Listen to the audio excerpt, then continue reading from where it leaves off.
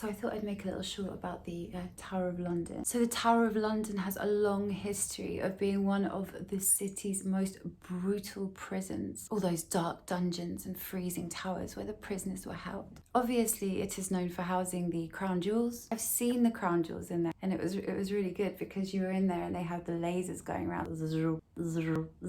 Oh, there was a really funny story actually a few years ago where some guys like tried to nick the crown jewels, like in the cartoons with like a swag bag. That's fisticuff. That's proper. That's nicking the way it should be done. Anne Boleyn is one of the many people that were executed there. Off with her head. Off with her head. Anne Boleyn was actually a bit of a G. While Henry was courting her, sorry, Henry VIII, I'm talking about Henry like I know him. Hennes was courting Anne Boleyn. He was actually seeing somebody else. Not seeing somebody else, he was married to somebody else, which is always a sticky one. So Henry started eyeing up Anne Boleyn, and Anne Boleyn was like, no, this us, you need to, divorce this chick that you're with now. Henry was like, oh no, what am I gonna do? What am I gonna do? Wasn't able to get a divorce because the whole of England was Catholic.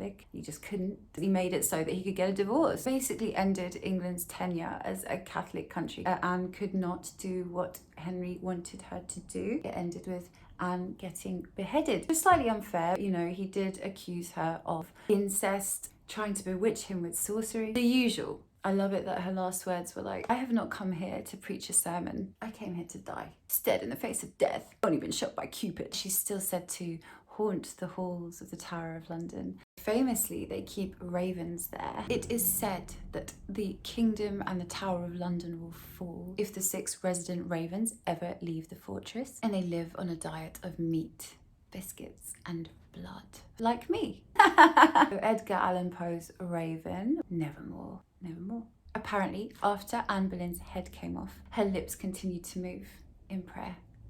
Or who knows what she was saying. She might not have been praying. Guess we'll never find out. Ravens are so smart. They can mimic sounds. They can solve puzzles. They can play games. The names of the ravens that are there at the moment are Jubilee, Harris, Edgar, Poppy, Georgie, Branwen, and Max. And Rex. Sorry, not Max, Rex. Don't get it wrong, he might bite you. There are some really amazing torture devices down there. I say amazing, it depends what you're into. You've got manacles. Manacles are where they put the iron bracelets around your wrist. You're hanging up like that, climb a few steps, then hang you up like that and take away the steps. You're just hanging there. Really, really bad for the shoulders. I'm a yoga teacher, so I should know. The rack, as a lot of you will know, is obviously where you are stretched within an inch of your life. Really, really painful, torturous. And they used to do this before they executed people. Why? Just execute them, get it over and done with. The scavenger's daughter is another type of torture device where the victim is